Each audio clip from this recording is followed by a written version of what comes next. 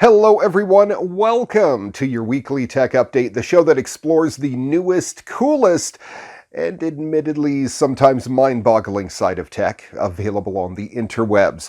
I am your tech junkie, Ray McNeil. Coming up on the program today, Saints Row 4 is coming to the Nintendo Switch. Netflix and Chill answers the question, what does Netflix taste like? And the new Sunflower security system includes garden light sensors and drones. All that and a whole lot more coming up on today's edition of your weekly tech update. Next.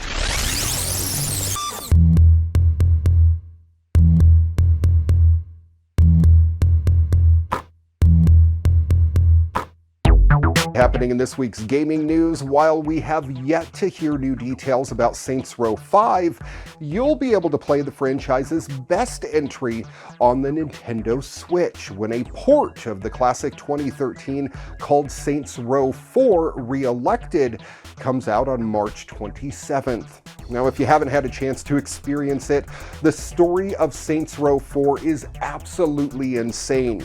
You play as the President of the United States of America as you attempt to fend off an alien invasion. All you really need to know is that one of the weapons that you can use in Saints Row 4 is a dubstep gun. Yeah, remember dubstep? It was like dab, but 10 years ago. That causes your enemies to dance when you shoot them with it. The Nintendo Switch version of Saints Row 4 will come with 25 pieces of DLC as well, including the game's 2 story expansions, Enter the Dominatrix, and How the Saints Save Christmas. It will also feature co-op as well as new weapon customization systems. While you can pre-order Saints Row 4 today for $40, it's probably best to wait for reviews of the port to come out first.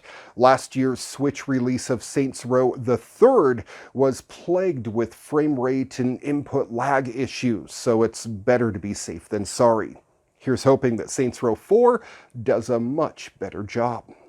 The 2021 Chevrolet Suburban made its debut recently in Detroit alongside its smaller sibling, the 2021 Chevy Tahoe.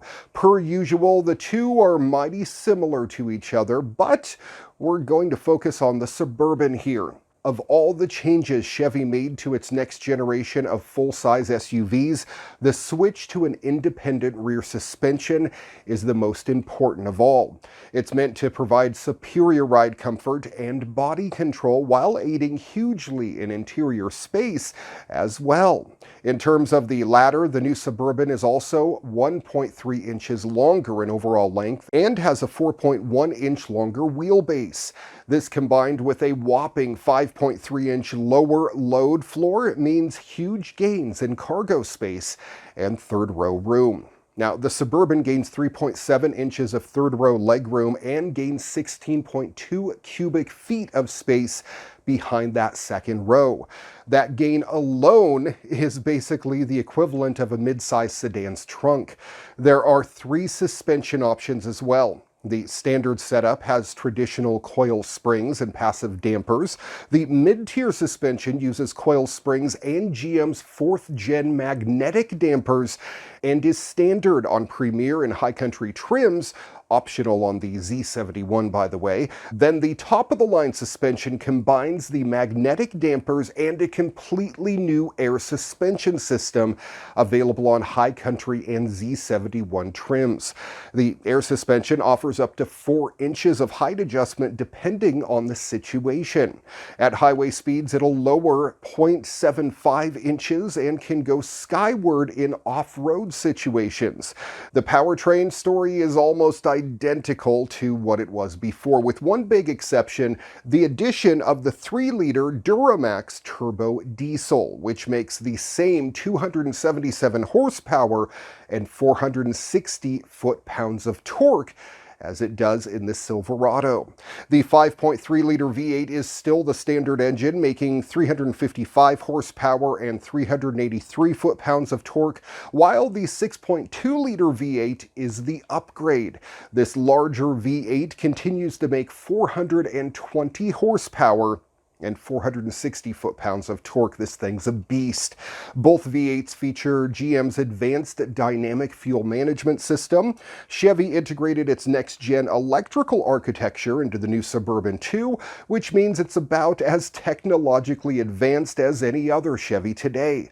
The standard infotainment system is a 10-inch touchscreen mounted front and center. Meanwhile, an 8-inch digital screen in the instrument cluster is standard on the Premier and High Country. A 4.2-inch screen goes on the rest of the trims.